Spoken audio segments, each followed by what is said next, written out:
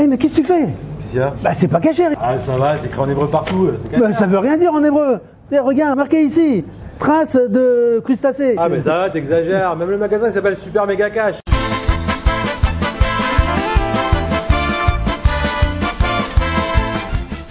Lorsqu'on va au supermarché cachère en France, peut-on tout acheter les yeux fermés?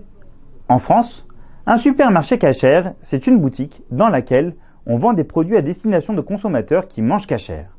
Ces commerces sont dirigés par des entrepreneurs. Comme tous les chefs d'entreprise, leur premier objectif est de créer du profit en vendant leurs produits. Pour ouvrir un commerce cachère, aucune compétence de cacheroute n'est exigée. Généralement, il n'y a pas de délégué rabbinique pour vérifier les tampons de cacheroute des marchandises vendues. Les commerçants sont certainement tous honnêtes, mais ils ne savent pas forcément reconnaître un tampon de cacheroute sérieux. Donc, même en supermarché cachère, il faut faire attention à ce que tous les produits achetés soient cachères. Alors, comment choisir nos produits dans les supermarchés cachères? Dans ces supermarchés, on peut trouver deux types de produits. 1. Des produits avec tampon de cacheroute. 2. Des produits sans tampon de cacheroute. Pour les produits avec tampon de cacheroute, faites confiance au logo que vous connaissez. Si un nouveau logo fait son apparition dans votre supermarché, demandez à votre rabbin si c'est une surveillance rabbinique reconnue. Pour les produits sans tampon de cacheroute, il faut impérativement vérifier que le produit que vous achetez se trouve sur les listes de produits autorisés, comme celle du consistoire. En Israël, c'est différent.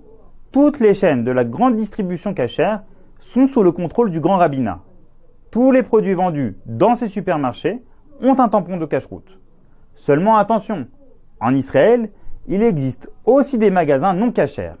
Quelques indices pour les reconnaître. Dans ces magasins, les publicités sont généralement écrites en russe, car le marché du non cachère en Israël vise essentiellement la population russophone. Les tampons de cacheroute sont quasiment absents des produits vendus dans ces magasins. On n'y trouve pas de juifs orthodoxes. Par contre, en Israël, les épiceries de quartier et les marchés ne sont généralement pas sous surveillance rabbinique.